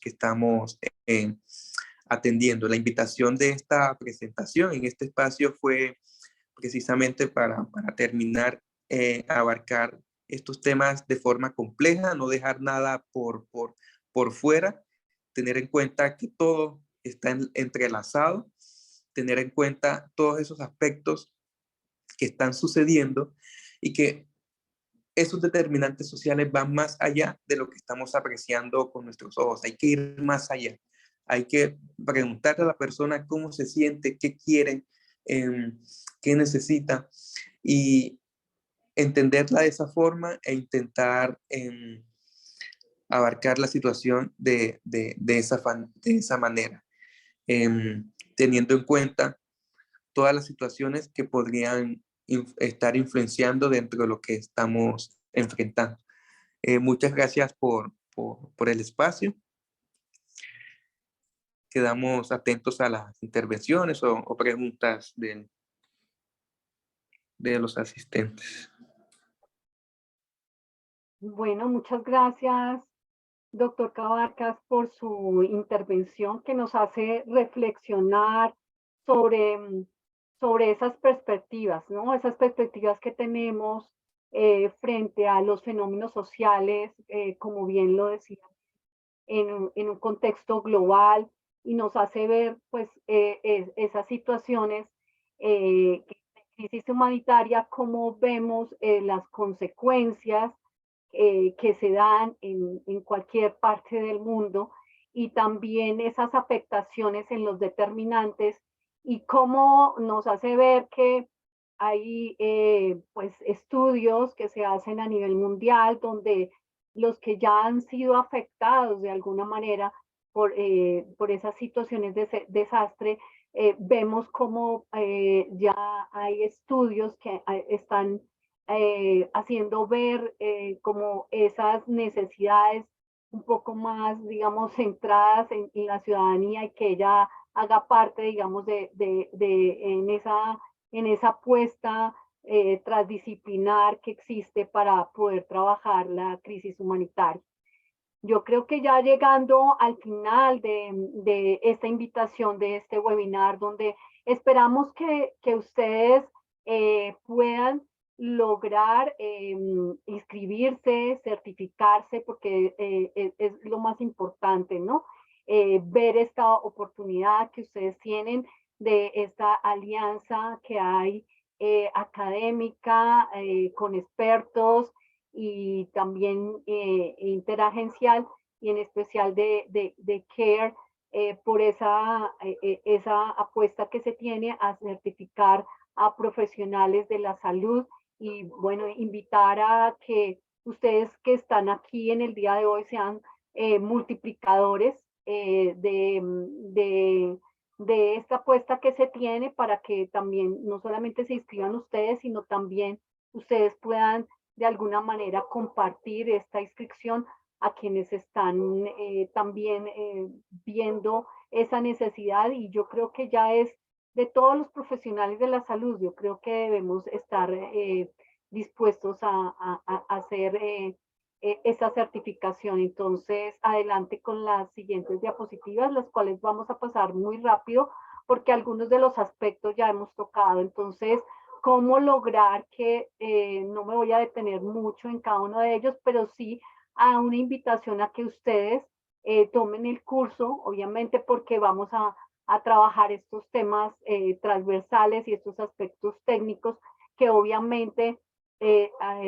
nos van a llegar a complementar esas normas que tenemos, y en especial pues obviamente lo que está planteado en el proyecto Esfera. Adelante. Siguiente. Y pues decirles, obviamente que, como bien lo decían los que me antecedieron, este proyecto Esfera, estamos hablando desde la década de los 90, esta iniciativa que se dio, y obviamente que ustedes tienen que tener clarísimo que al ustedes certificarse, obviamente que están haciendo que se mejore de alguna manera pues esa eficacia que se tiene en la asistencia humanitaria. Obviamente de alguna manera es decir, mira, nosotros somos responsables, somos profesionales que nos preparamos, somos profesionales que vamos a estar ahí en ese sistema humanitario y que ante cualquier eventualidad estamos dispuestos a trabajar, y los que ya lo están haciendo, pues obviamente sabemos que es una manera de certificarse y de volver a refrescar cada uno de los conceptos, como bien los decía cada uno de los ponentes. Siguiente. Obviamente pues van a poder ustedes ahondar un poco en esas normas esenciales y en esos principios, como bien lo tocamos en este webinar, que obviamente van en favor de esa carta humanitaria, de esos principios de protección y esas normas esenciales. Siguiente. Que no perdamos de vista que es necesario que podamos tener en cuenta pues ese objetivo que tiene el proyecto Esfera, y es que tengamos, o sea, respondamos con calidad, ¿no? Si nosotros respondemos con calidad ante un desastre es porque nosotros estamos preparados. Entonces, obviamente, el tomar el curso pues va a darles a ustedes esos conceptos técnicos que se quieren para ese paquete mínimo de servicios en salud sexual y reproductiva, y que obviamente en un momento dado, y ustedes lo saben, hay necesidad de hacer rendición de cuentas. Entonces, si estamos preparados, hay una mejor planeación, hay una mejor respuesta, hay una mejor rendición de cuentas. Siguiente. Y obviamente, pues aquí estamos poniéndolo a disposición. Si tenemos claro, pues eso, esa parte jurídica, ¿cierto? Tenemos claro esos principios y esos valores, obviamente vamos a poder responder y dar lo mejor a nuestra comunidad. Y si estamos ante la comunidad, pues vamos a dar una mejor respuesta. Entonces yo creo que estos pilares, trabajarlos y poder ustedes ahondar un poco más en cada uno de estos aspectos, pues lo va a lograr que ustedes estén más preparados en todos los sentidos. Siguiente. Pues obviamente tener en cuenta que son elementos, ese código de conducta que nos hace ver que nosotros tenemos que estar independiente de la política, la religión y las cosas, estar uno más dispuesto a dar lo mejor con lo que se tiene localmente, y de alguna manera, ¿por qué no decir, prepararnos ante situaciones y eventos que se presenten, ¿cierto? Pero siempre, como lo decían al principio, en nuestra directora estaba diciendo, oigan, hay que tener en cuenta esa interculturalidad, tener en cuenta esos enfoques que nos hicieron ver cada uno de los ponentes, y tener en cuenta que esa, como bien lo decían al final, esa ciudadanía tiene unas necesidades que ya está poniendo sobre la mesa, porque obviamente está viviendo una situación de desastre. Siguiente. Entonces, es importante, o sea, como bien lo decía, nuestros ponentes, o sea, ante todo lo hacemos porque logremos, pues, dignidad que tenemos, o sea, para que todos los que reciban, pues, obviamente nuestros servicios puedan ser beneficiarios y sean beneficiarios de esas apuestas que tenemos a enlazar de alguna manera todas estas, o sea, sus necesidades, pero también con los servicios, pero también que lo podamos hacer éticamente y logremos tener con responsabilidad responder a cada uno de esos esfuerzos que se hacen interagencialmente. Siguiente. Entonces, pues, les reflexiono, si les dejamos a ustedes, es por qué es necesario el manual Esfera, por qué es necesario conocer nosotros el paquete mínimo de servicios en salud sexual y reproductiva, oiga, porque nosotros queremos, o sea, hacer eficacia, brindar los servicios con calidad y ante todo que tengamos una responsabilidad ante lo que estamos prestando diariamente. Siguiente. Y pues recordar, esto ya lo han dicho, entonces, pues del derecho a vivir con dignidad y nosotros obviamente eso es lo que queremos hacer y ustedes se certifican para ello. Siguiente. Entonces, el código de conducta, pues como bien lo decíamos, ante un desastre, obviamente hay que cumplir lo siguiente, no me voy a detener en ello. Y obviamente pues es un trabajo, como bien lo decíamos, interagencial. Siguiente.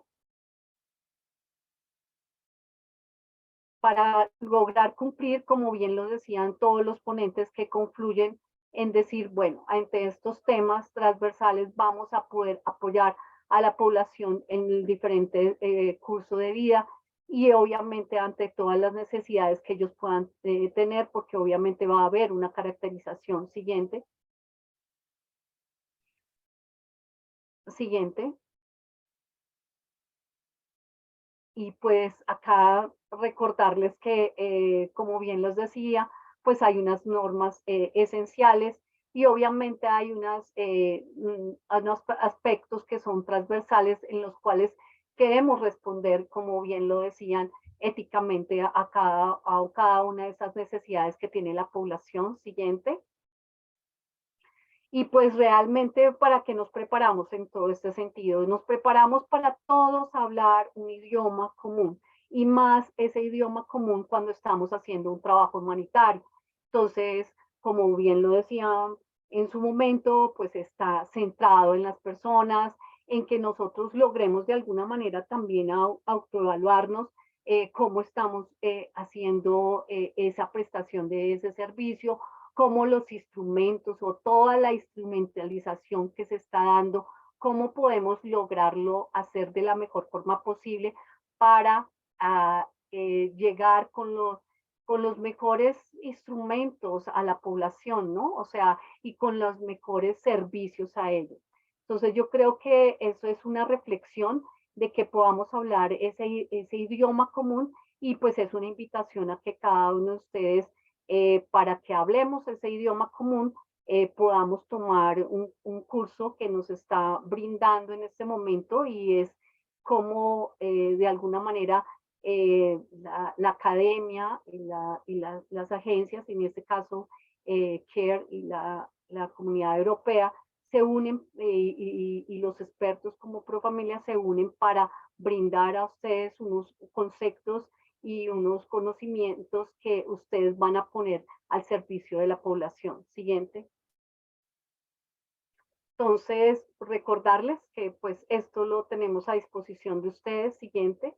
Y de alguna manera, pues esas normas humanitarias esenciales y esas normas complementarias pues van a apoyar para que ustedes puedan prestar un mejor servicio. Siguiente.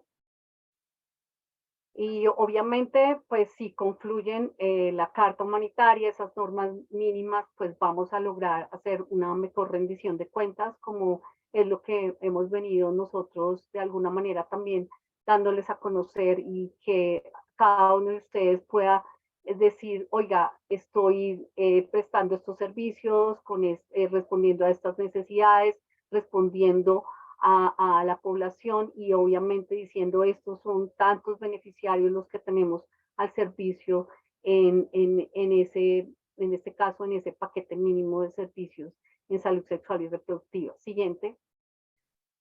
Entonces, pues decirles a ustedes, como bien lo hacía la reflexión, algunos de nuestros ponentes, o sea, somos los primeros respondientes y obviamente pues invitarlos a ustedes a ser parte pues de esa certificación. Les deseamos éxitos a todos ustedes y obviamente estamos abiertos a preguntas y pues a cada una de las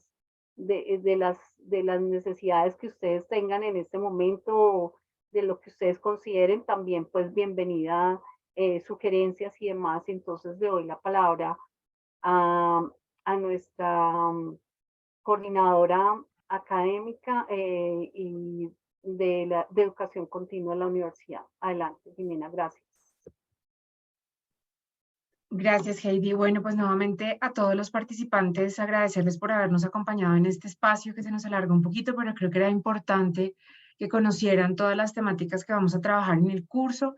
Nuevamente recordarles las características de este curso. Es un curso totalmente gratuito que está abierto a los profesionales de la salud. Es un curso que tiene 16 horas, 4 módulos en total. Es un curso que está dispuesto en plataforma virtual para que lo puedan realizar en el horario que ustedes quieran, en el dispositivo que ustedes quieran, a través de sus tabletas, de su celular, de sus computadores, que otorga certificado luego de haber realizado cada uno de los contenidos que tenemos en los 4 módulos dispuestos y pues que, como les mencionaba, es totalmente autónomo. Nuestra próxima promoción inicia el 16 de enero, entonces nuevamente les vamos a dejar en el chat el enlace para poderse inscribir al curso. Esperamos pues que se puedan vincular, y para aquellas entidades que quieran de pronto establecer algún canal de comunicación para la capacitación en este curso de sus empleados o sus profesionales, también estaremos muy atentos. A los panelistas también darles las gracias por habernos acompañado en este espacio y haber realizado cada una de sus intervenciones. Por supuesto, a Care Colombia, Profamilia y a la Universidad de los Andes por esta iniciativa y esta apuesta del curso. Y bueno, eso sería todo. Una feliz noche para todos y muchas gracias.